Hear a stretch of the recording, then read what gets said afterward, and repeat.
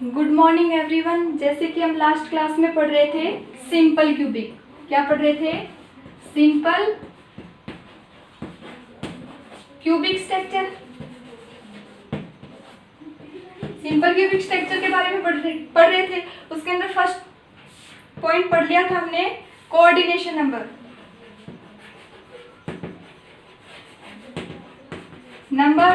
Second पढ़ लिया था number of atom in unit cell। Next topic है थर्ड है relation between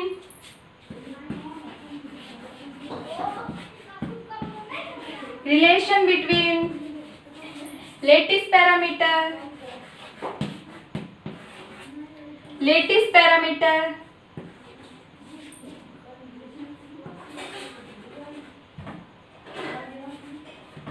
and radius of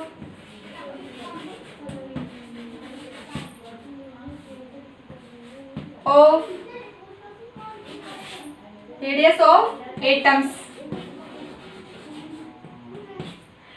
जो लेटिस पैरामीटर किसी भी क्रिस्टल के अंदर यूनिट सेल का लेटिस पैरामीटर और उसके एटम्स की रेडियस के अंदर क्या रिलेशन होता है उसके बारे में पढ़ना है।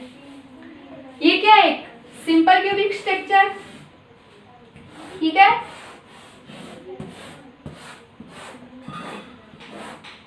एटम्स इसके कॉर्नर पे प्रेजेंट रहते हैं, कुछ इस टाइप से, ऊपर से देखने पे इस टाइप से दिखाई देते हैं, ठीक है। अब ये क्या है? वन एटम, तो इसकी रेडियस कितनी हो जाएगी? आर। और ये है सेकेंड एटम, तो इसकी रेडियस भी कितनी हो जाएगी? आर, क्योंकि एटम्स क्या है? सेम। अब आपको पता है कोई भी यूनिट सेल के अंदर लेटिस पैरामीटर उसकी एक एजेस की लेंथ को डिनोट करता है। सिंपल क्यूबिक ले रखा है, उसके अंदर कंडीशन a = b = c ले रखी है, तो इसके अंदर ये लेंथ सब लेंथ क्या होंगी? इक्वल। किसके इक्वल होंगी? a। कोई भी एक लेटिस पैरामीटर ले लो, a is the lattice parameter, तो r और a के अंदर क्या रिलेशन हो जाएगा? तो lattice parameter a is equal to किसके इक्वल होगी? r plus r is equal to 2r। r plus r किसके बराबर हो जाएगा? Is equal to 2r। This is the simple cubic के लिए लेटिस पैरामीटर a और रेडियस के अंदर क्या रिलेशन हो गया? a is equal to 2r, तो radius r is equal to कितना होगा? a/2, ठीक है। ये क्या है? Relation between lattice parameter and radius. Simple cubic में रेडियस क्या होगी? लेटिस पैरामीटर की हाफ। ये लेंथ क्या होती है? Length of the lattice parameter या एक्सेस लेटिस पैरामीटर। इसकी एक लेंथ उसकी कितनी होगी? एक एजेस की लेंथ a और उसकी रेडियस कितनी है? r, तो r प्लस r 2r, क्योंकि यहाँ पे दो एटम्स टच करते हैं, तो हाफ तो किसकी हो जाएगी? एक एटम्स की रेडियस और हाफ सेकेंड एटम्स की रेडियस, तो टोटल मिला के 2r। a is equal to r is equal to a/2। Radius क्या हो जाएगी एटम्स की? उसकी एजेस या लेटिस पैरामीटर a की हाफ, ठीक है। ये क्या है? Relation between lattice parameter and radius of the atom in simple cubic, ठीक है। नेक्स्ट है फोर्थ है, ये हो गया। अब नेक्स्ट टॉपिक है फोर्थ है, इसी के अंदर volume of unit cell. Fourth topic कितना कौन सा हो जाएगा? Volume of unit cell. Unit cell का वॉल्यूम क्या होता है? क्या बताना आपको? Volume of unit cell. किसी लेटिस पैरामीटर या क्रिस्टल के अंदर यूनिट सेल का वॉल्यूम क्या होता है? a³ volume is equal to edges.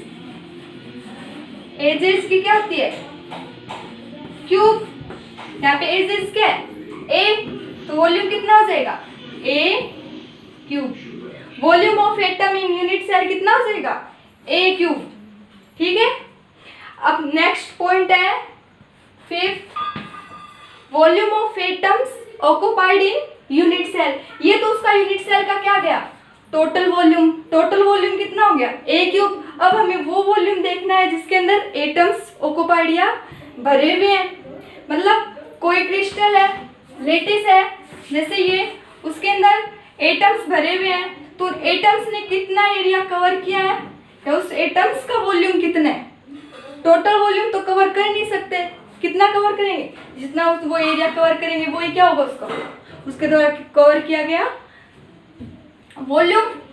ठीक है, वो वॉल्यूम क्या होगा, अलग होगा, क्योंकि उसके बीच में अगर किसी चीज के अंदर एटम्स का अरेंजमेंट करते हैं तो उसके अंदर कुछ स्पेस रह जाता है, पूरा वॉल्यूम वो ऑक्युपाइड या भर नहीं पाते। इसीलिए हमें वॉल्यूम ऑफ यूनिट सेल तो हो जाएगा ए क्यूब, और नेक्स्ट है volume of atoms, volume of atoms occupied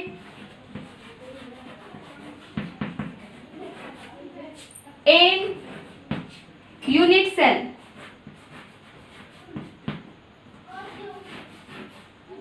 क्या है नेक्स्ट टॉपिक, फोर्थ था volume of atom unit cell, और नेक्स्ट है volume of atoms occupied in unit cell. एक यूनिट सेल के अंदर एटम्स के भरने पर उसका कितना वॉल्यूम होता है, वो कितना हो जाएगा। अब एटम्स का वॉल्यूम कितना होता है किसी क्यूब में, वॉल्यूम होता है 4/3 पाई आर क्यूब। क्या होता है 4/3 पाई आर क्यूब। आर क्या होती है, रेडियस ऑफ द एटम्स।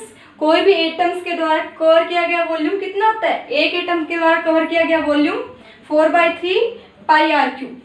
ठीक है, अब सिंपल क्यूबिक की बात करें तो सिंपल क्यूबिक में volume of the atoms, total volume ये हो गया, तो इसको इरेज करते हैं।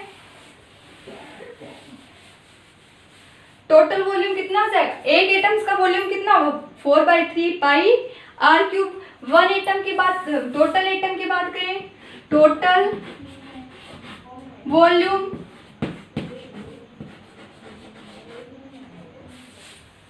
occupied by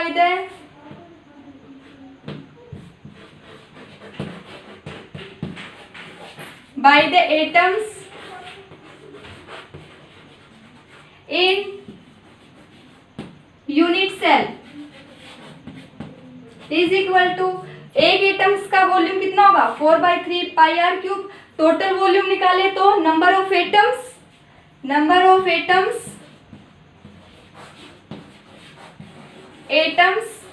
in unit cell multiply करेंगे number volume of atoms, one atoms in volume of one atom in unit cell.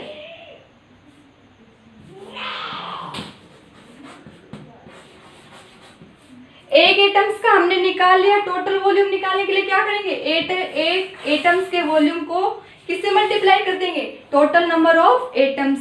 उस यूनिट सेल में जितने नंबर ऑफ एटम प्रेजेंट है उसको उस यूनिट एक एटम के वॉल्यूम से मल्टीप्लाई कर देंगे तो क्या आ जाएगा, total volume of atoms in unit cell. अब आपको पता है सिंपल क्यूबिक में कितने नंबर ऑफ एटम्स होते हैं, ओनली वन, तो नंबर ऑफ एटम कितना हो गया 1 into volume of one atom in unit cell कितना है 4/3 पाई आर क्यूब।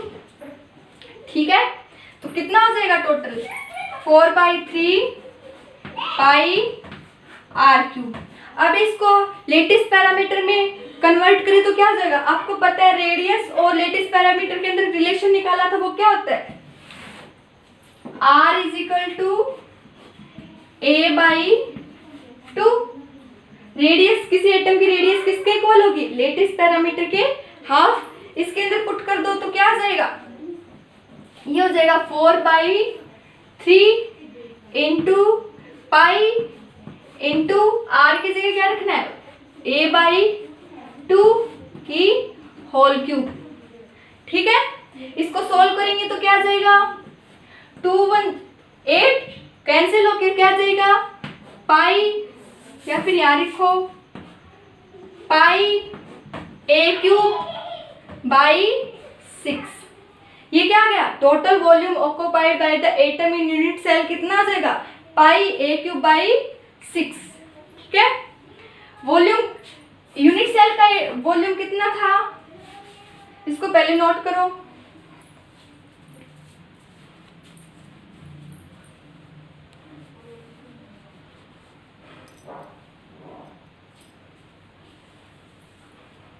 नोट कर लिया, देखो आगे।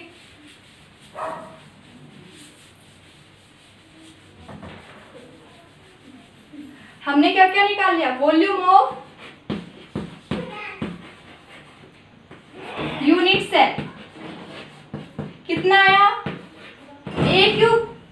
अब हमें देखना है volume of atoms occupied in unit cell, volume या फिर total volume of atoms occupied in unit cell कितना आया, πA³/6। ठीक है, हमने निकाल लिया volume of unit cell, total volume of atom occupied in unit cell. ठीक है, अब हमें नेक्स्ट पॉइंट है, क्या फाइंड आउट करना है, packing fraction.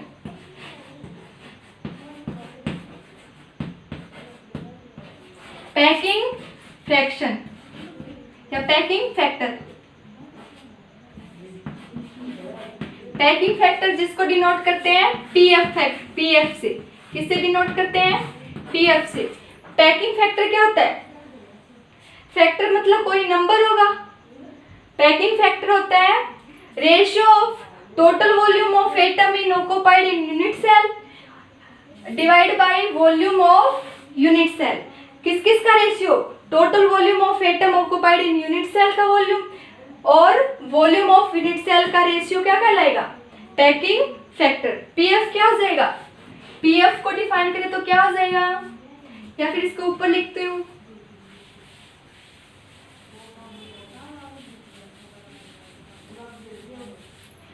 Packing factor PF क्या हो जाएगा, किस किस का ratio, total volume of atoms occupied in unit cell